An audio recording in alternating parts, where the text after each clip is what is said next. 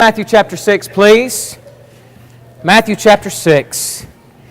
It's been a good day, hadn't it? I know one person agreed with me. It has been a good day. We were allowed to awaken this morning. Had some good weather, good temperatures. Been here to study the Word of God. We were able to talk about food this morning. And I have to admit, I was pretty tickled going down to the potluck and realizing through the line that everybody was comparing each other's plates. Oh, you're the pilot on guy. Oh, you're the separatist. You're the one that's got to keep them all separated apart. And you were talking about it at the tables too. I love it. Love it. We got to thinking about holidays coming ahead of us, all the food we're going to eat then. And then you get here tonight and you hear the scripture reading. And you think to yourself, how cruel. Because yes, tonight we're going to talk about fasting. And I can see all of you tensing up and cringing right now. You're not sure what to do about this, are you? I think it's a good discussion to have. We're going to talk about this spiritual discipline of fasting, the practice of denying one's self of food and sustenance for a period of time. And it being intentionally depriving oneself of food for that period of time. And we've been talking about a handful of the spiritual disciplines, or as some have called them, spiritual graces, over the last few weeks on Sunday nights. And when you think about the disciplines or the graces, you think about things such as prayer and Bible reading and giving and Bible study and worship, and you think of all those different things that we do as spiritual efforts, as spiritual activities before our God. And of all the different things that we could talk about, of all those different graces and disciplines, fasting is probably the one that is the most overlooked. In fact, it might not be a stretch to say that for the majority of American Christians, it has not just been overlooked, it has been flat out ignored. Tonight I have a very specific goal. And my goal is to encourage each and every one of us to resurrect this powerful and effective discipline of fasting. Not as a way of punching something off of a card before God, not as a way of getting more stars in the crown, but as a way of sharpening our emotions and sharpening our interactions with God. When I say fasting and I bring this topic up, we've all kind of had the same response. We're kind of tweaking our mind and we're tweaking our heads to the side, kind of going, I'm not so sure about this. Let me ask you something. Why do you think that fasting has fallen on such hard times? Particularly in our culture. We know that it's not a new practice. It's a practice you read about all through the Scriptures, and cultures all across the world have practiced it. But why has it fallen on such hard times in our culture? I think there's probably a handful of reasons. One, I think for many of us, particularly in this country and country like ours, our wealth has caused us to forget its value. It has been said, and I think rightfully so, that in the United States we do not eat to live, but rather we live to eat. We have all kinds of reasons that we find to sit around the table together. We sit around the table to share a meal with other people, whether that's with family or friends. We do it in order to build or to grow relationships. And those are good reasons, don't get me wrong. I mean, that's absolutely wonderful reasons to sit around and share a meal. But we also have some not so great reasons to sit around the table and eat. Sometimes we find ourselves eating as a way to deal with stress and sorrow. And it can also be said that for a lot of us in this world, I think most of us, there are times that we start eating when we don't even want to eat. But it's there, and it sounds good at the moment, so I'm going to go ahead and eat. And so when you think about the idea of fasting, the idea of denying ourselves food, to our, if you'll let me be blunt here about this for a moment, to our overstuffed bellies here in this country, the idea of purposefully denying ourselves the pleasure of a meal of even a single meal, much less perhaps a whole day's worth of food, that just doesn't resonate well. We have become so accustomed to having food and eating it and having it whenever we want and having it in abundance that I think we have lost, our wealth has caused us to lose the value and understanding of the value of the practice of fasting. But I think another reason why fasting has fallen on hard times is because in our modern culture, the cultural perception of the purpose of fasting has changed. You know, we are aware, and we're going to be talking about this later on, that for the longest time people associated fasting with spirituality, something that was spiritual in nature. But as years have gone, when you look across our country now, people don't associate fasting with anything spiritual. Rather, in our modern society, fasting has become an action that is more political than it is spiritual. It is primarily seen as a means of protest or a threat of self-destruction in order to put pressure on authorities to change something. That if one of the citizens or if a group of the citizens threaten enough self-destruction that the powers that be will change whatever law or change whatever mentality they want to see change. Think, for instance, Mahatma Gandhi in the 1930s did multiple times where he fasted as a means of protest against the British government in India. And then across our nation in recent times, we've seen hunger strikes that we hear about on college campuses that are tied to any number of political and social causes. And so for a lot of people, when they think fasting, they see it as a political move. Maybe some would classify it as a political stunt. But another thing that you see happening with our culture is, for some people, they don't see it so much as political, but they see it as a health issue. That right now, one of the biggest fads in dieting and health and overall good health is this thing that we call intermittent fasting. An idea where you have periods where you would eat and then on regular periods that you would fast during the week, and it's supposed to have certain health benefits. But whether you look at it that way, or have any of you ever had to go for blood work or an operation, what are you told to do? You're told to fast for at least 24 hours or 12 hours or whatever it may be before that procedure is done. And so what do we learn to associate fasting with? Having blood drawn, going to the vampire, right? I mean, that's what we've done. That's what happens in our culture. And so what has happened, I think, is that for many people, when you hear the term fasting, they view fasting through secular eyes. We don't view it in spiritual light anymore. Now, it's possible that there could be a case made in which whatever spiritual nuances we do associate with it, we've now had a tendency to give negative spiritual connections to it. Because we begin thinking about the idea that there are some extreme groups who practice fasting as part of what we would call asceticism. Asceticism is that mentality of severe, extreme self-denial. And people will practice this extreme self-denial because they think that it makes them more spiritual. And so fasting gets connected to that. When we open up the pages of the Bible, perhaps we find the idea that people will often connect fasting to self-righteousness and hypocrisy. Luke chapter 18, verse 12. You have the Pharisee and the tax collector, and the Pharisee in his prayer speaking about how awesome and righteous he is before God. One of the things that he says is that I fast twice a week. And that makes me better than that guy over there in the corner. And then in Isaiah chapter 58, verses 3 through 6, you actually have an interesting section in which God is addressing the people, and they're saying, Lord, we fast constantly, but you're not hearing us. You're not paying attention to us. And essentially what happens in this passage is that God criticizes them for hypocritical fasting. He says, you're not doing it for the right reasons. You're doing it so that you can pick a fight with somebody.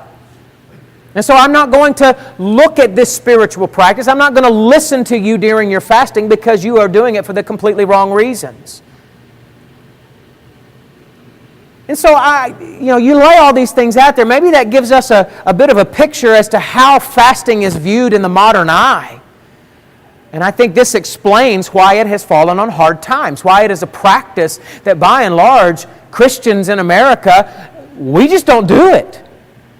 Maybe we think we should, and maybe even there's been times that we've told ourselves, you know what, I'm gonna put a time of fasting into practice, and we just never get around to it.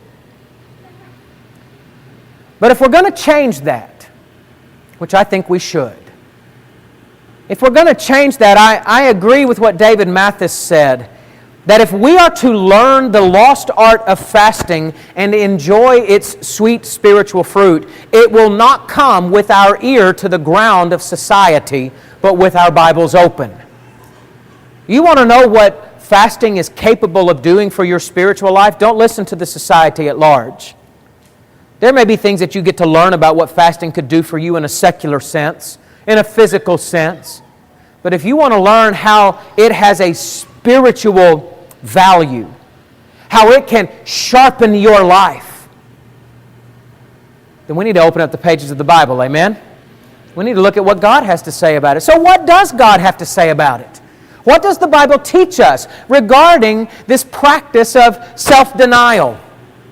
Well, in the biblical context, fasting carries a very different meaning. And it is not a way of asserting our own will, but rather it is a means of opening oneself to the work of God. A lot of people in our society, as we've said, they will use fasting in order to try to put pressure on someone else to get what they want. That's not the way that fasting works in a spiritual sense. It is rather doing something, it is an action that we undergo so that we can open ourselves up for what God wants in our life. One dictionary made this observation, that fasting is the act of abstaining from food for spiritual reasons and primarily connotes an openness to divinity and a posture of humility. It involves prayer, grief, penance, seeking guidance, and piety. And given the short amount of time that we have tonight, I mean, we could go through a lot of different passages, and we're going to reference a lot of different passages tonight. But given the time that we have this evening, I think that we can focus, at least for this portion, on two primary passages that give us at least a surface look at the value of fasting for believers. This is where I'd like for you to open up with me to Matthew chapter 6, verses 16 through 18, which Chris read for us just a little while ago, nestled down almost right in the very center of the Sermon on the Mount. Jesus is addressing different spiritual disciplines and different spiritual practices, and He's calling people to a higher level of that, a higher level of sincerity. Let's read the passage again, verses 16 through 18. And when you fast, do not look gloomy like the hypocrites, for they disfigure their faces, that their fasting may be seen by others. Truly I say to you, they have received their reward. But when you fast, anoint your head and wash your face, that your fasting may not be seen by others, but by your Father who is in secret, and your Father who sees in secret will reward you. I want you to notice three things that Jesus teaches us about fasting just in these handful of verses. Then the first is this. He teaches us that it is not to be done for show. Notice he said, don't be like the hypocrites who stand out there and who make themselves all disheveled, and they have this sad face. Maybe they put a little bit of mud on their face to make themselves look like they are ragged and haggard and that they're suffering so very much. He says, don't do that.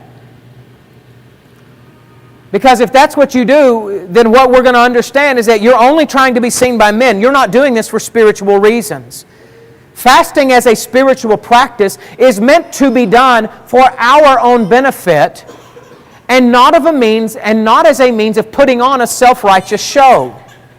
Now, let me ask the question, does that mean then that fasting would never be done in a public fashion? No, it actually does not mean that at all.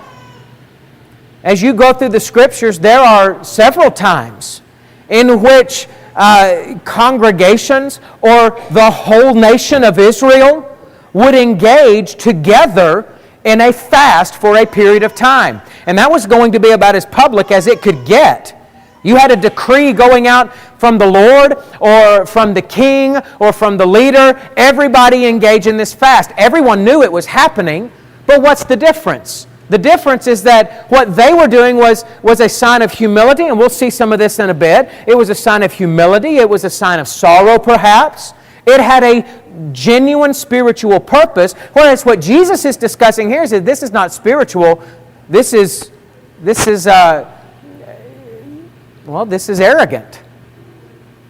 This is you trying, it's self-serving. You are trying to win the praise of other people for being more spiritual by doing what you are doing.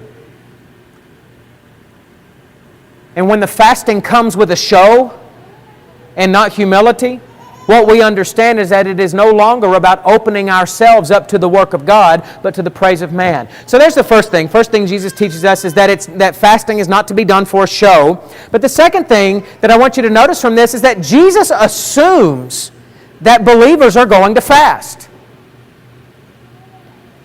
There's a big difference between saying if you fast and when you fast.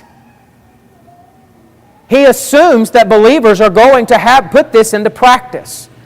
And you will also see this happen in Matthew chapter 9, verse 15, which we're going to take a look at here in just a little bit. You'll see the same concept laid out there, that Jesus knows and assumes that His believers are going to fast at some point. But let me make a special note about this, at least from this level. I actually read an article today. I was looking at something on some of this, and somebody made the assertion that there are certain faiths which command fasting, and they listed Christianity as one of them. You know, the truth of the matter is Christianity never commands fasting.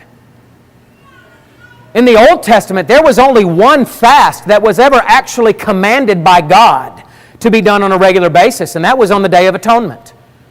Every other fast was something that came along as an added action by the people as an act of faith. And so the Bible does not command Christians to fast, but it does assume that we would do it as a regular practice, as a spiritual activity. And I don't know about you, but when that became a reality for me, when I noticed that Jesus assumes this is going to happen, and I started taking a look at my own life and how much I had or had not practiced this, I became a little bit convicted of it.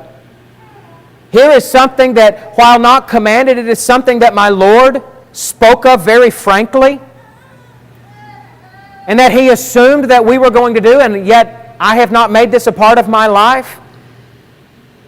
In my mind, that alone should perhaps convict us in the thought of, at least in the thought of challenging us in our own faith walk to rise up to be able to do more than what we've been doing for the sake of our relationship with God. And so Jesus assumes that it's going to happen.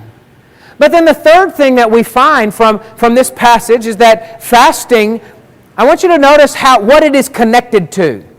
That it is connected to prayer and giving alms. Now, not exactly in these verses. You have to look up a little ways earlier in the text. As you go to the beginning of chapter 6, he talks about this idea. He said, "Beware of practicing your righteousness before other people in order to be seen by them, for then you will have no reward from your Father who is in heaven."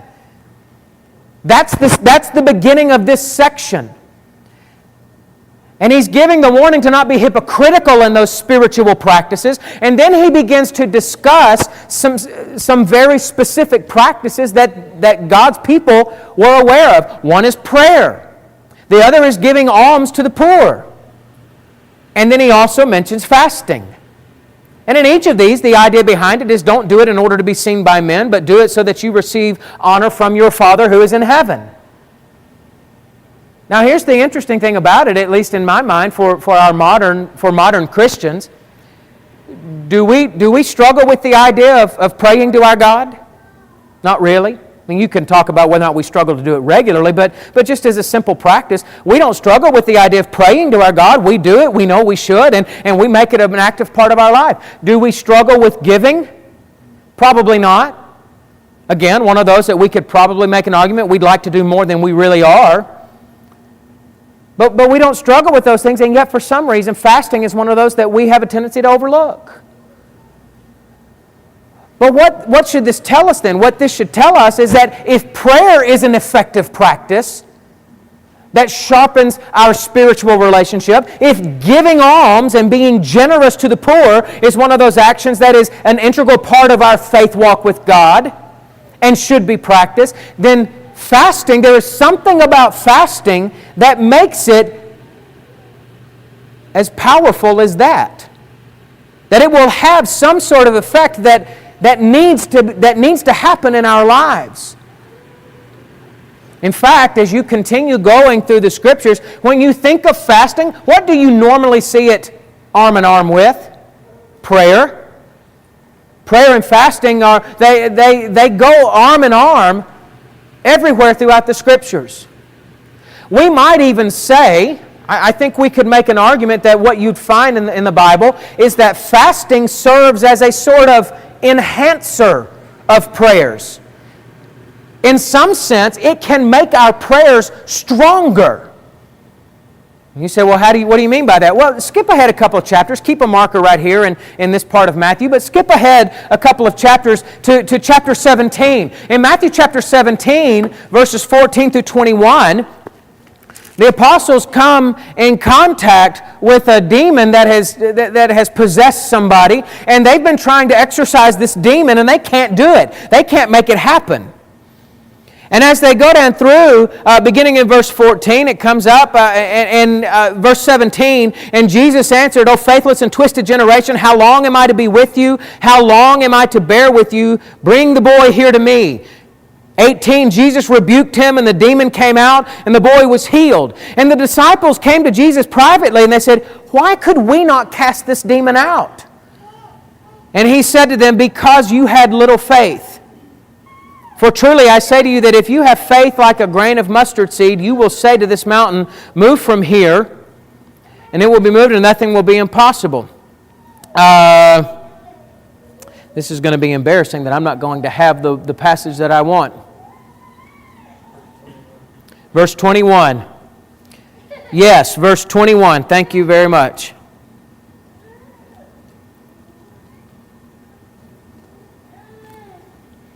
Verse 21, Jesus will go on to say, for this kind of demon can only be cast out with prayer and fasting. And so what is Jesus' point here in this passage? The point in the passage is that I think, at least in principle, what he's saying is that when fasting is added to the prayer, on some level it becomes an enhancer. It adds a level of power or attention to our prayer. And so in Matthew chapter 6, we get a glimpse that fasting is an incredibly powerful spiritual practice that reminds us of our need for and our connection to God. But then we also learn another thing from Jesus about fasting, but we have to go ahead to Matthew chapter 9. And in Matthew chapter 9, we find that he is approached by some of the religious leaders, by some of the Pharisees, and they ask him the question, why is it that John's disciples fast, but your disciples don't? And in 14 through 17, as he's having this conversation, Jesus responds to them in verse 15, can the wedding guests mourn as long as the bridegroom is with them? Behold, the days are coming when the bridegroom is taken away from them, and they will fast. Jesus said, I'm with them right now. This is not a time for fasting. This is a time for celebration. But a day is coming when I will be taken away from them, and then they will fast. No one puts a piece of unshrunk cloth on an old garment, for the patch tears away from the garment, and a worse tear is made. Neither is new wine put into old wineskins. If it is, then the skins burst and the wine is spilled and the skins are destroyed. But new wine is put into fresh wineskins, and so both are preserved. So what's the overall point? Here's what I think is the principle, at least, that we see from Jesus here. That there is an appropriate time for fasting. There are times and places and settings in which we get the most benefit out of it. And this is an important principle for us to understand, church, because, oftentimes there are those who do try to fast. They will do so without any real purpose. Jesus says that people should fast, and it's a practice I should probably do. So you know what? Tomorrow I'm going to fast for a while. And you know about how long we make it? Maybe to lunchtime.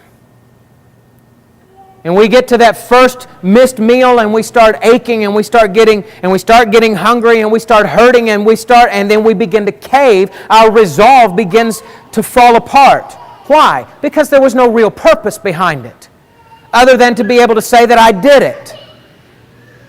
And I think it's an important principle for us to notice that if we want to succeed at our fasting, if we want to really get the benefit out of it, then there needs to be a reason. There needs to be something that we are reaching out for.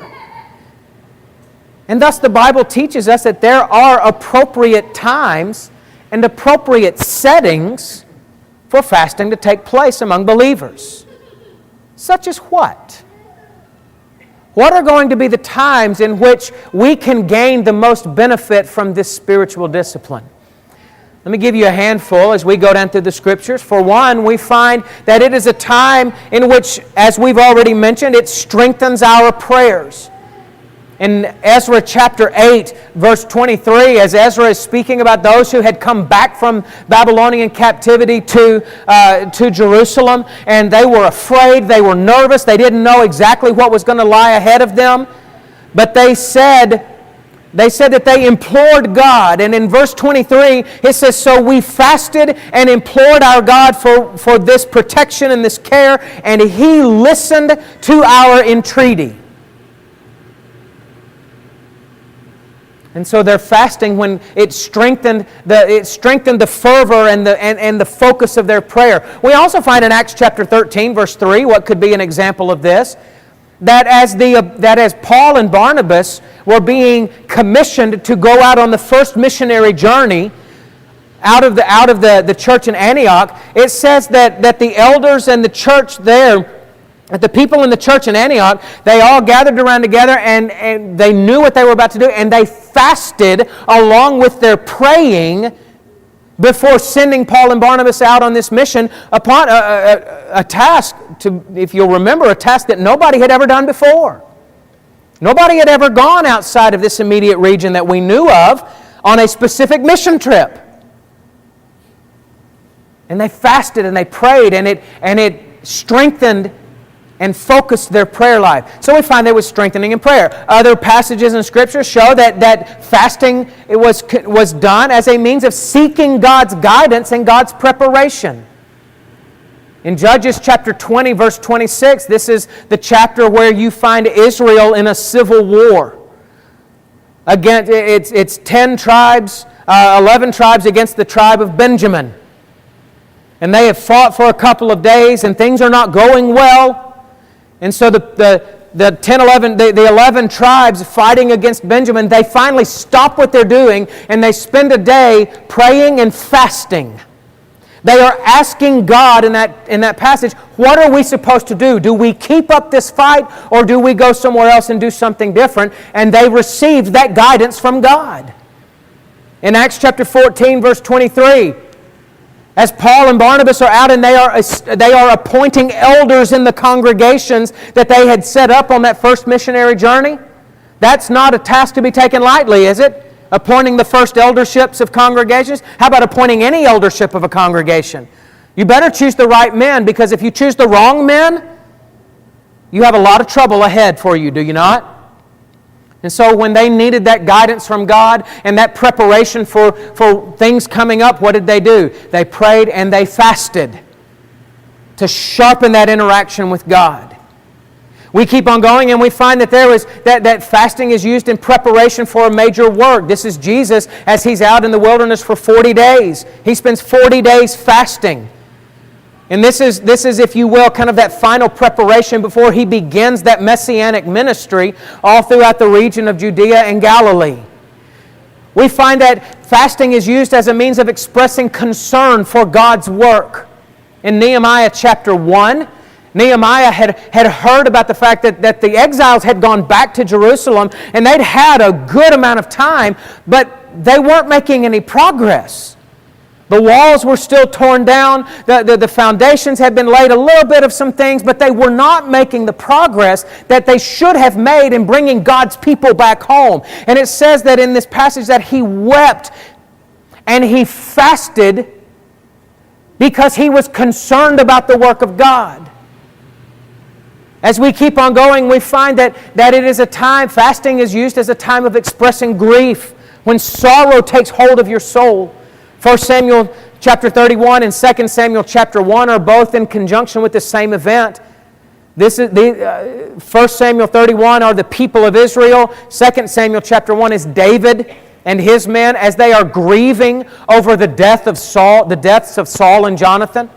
They had lost someone that they loved and respected dearly. And in part of their grieving, they took time to fast in order to express that grief. We find that at times there is fasting that is done by God's people in order to beseech God for deliverance or protection. 2 Chronicles chapter 20, this is King Jehoshaphat. And the people of Israel, they are being pressed in from multiple sides by the Edomites and other enemies, and they're scared. They don't know if they're going to be protected. And so they spend time fasting as a means of reaching out to God in hopes that God will hear them and assure them of protection. Ezra chapter 8 again, as we mentioned, that he said we were scared, we didn't know what was going on or how this was going to go, and we prayed and fasted and God heard our cry. We find that it is a time of repentance and a return to God. In 1 Samuel chapter 7, as Samuel is stepping into that role as the major leader of Israel, as the final judge, there's a restoration of sorts of the people of Israel to their relationship with the Lord. And Samuel says, if you are really turning back to God now, then you need to put away all of these idols and all of these Asherah poles. And they took time and they prayed and they fasted and they worshiped as part of their renewal to their relationship with God. And then finally we find that it is done in concern for other people. That fasting is done in the Bible when someone is concerned about another person's health. In 2 Samuel chapter 12, verse 16, David fasted before the Lord as a means of pleading for the Lord for the child that was going to die between him and Bathsheba. So David was concerned for that child's life, and so he pleaded to the Lord through his fasting. In Psalm 35, verse 13, the psalmist is writing. He's writing about his enemies, how they bear false witness against him, and they do everything rude and mean against him. But he says in verse 13, and around in that area, he says, but when they were hurting, I fasted for them. I humbled myself for their benefit, so that God might bless them and bring them through the struggles that they were having. So these are a lot of the different things that we see happening with fasting. And so what do we see in all of this? What we see is that fasting is a radical temporary measure that, as Donald Whitney describes, can be an expression of finding your greatest pleasure and enjoyment from God, not from food. By voluntarily embracing the pain of an empty stomach, we are able to see very plainly just how much we might have allowed our belly to become our God. And I like what David Mathis also has to say about fasting when he says that fasting is stretching out our hearts to get fresh air between the pain and trouble around us. And it is for the sin and weakness inside us about which we express our discontent and we long for more of Christ. It is a temporary measure for this life and age. to enrich our joy in Jesus and prepare our hearts for the next life and age and for seeing Him face to face. And so real quick, if we're going to do this, if Christians are going to resurrect this dying discipline, how are we going to do it? Let me give you some suggestions, please. Because, fasting is something that sounds great and wonderful, and frankly, it sounds pretty easy. Oh, I can miss a meal and be okay, but it's actually a lot harder than you think it's going to be. Because once you get started and that craving for food starts gnawing at your backbone, then we find our resolve is going to crumble, and we're going to wind up giving up before we ever experience the joy of the fast. And so I want to give you 5 suggestions. I've borrowed these out of the book Habits of Grace, so they're not original to me, but I want to give you 5 suggestions of how to start off slowly on the practice of fasting, especially if you are not accustomed to doing it. Number 1, start small. Don't plan on doing a 3-day fast right off the bat. Start with a single meal on a day. Plan that today I'm not going to do breakfast or lunch or whatever, and for a couple of days each week, for a couple of weeks, add one meal that you don't do, and then as you keep on going, then you can progress to longer periods of fasting. Start off small. Don't bite off more than you can chew. Yes, pun intended. And so the second thing is this: start small, but also plan what you're going to do instead of eating. I've said before that the mistake that a lot of people make is that they go into a fast and they don't really know why they're doing it. Plan what you're going to do. In that time period that if you're going to skip lunch, then in the time period that you would normally be eating that lunch, that midday meal, what are you going to do instead? Are you going to pray?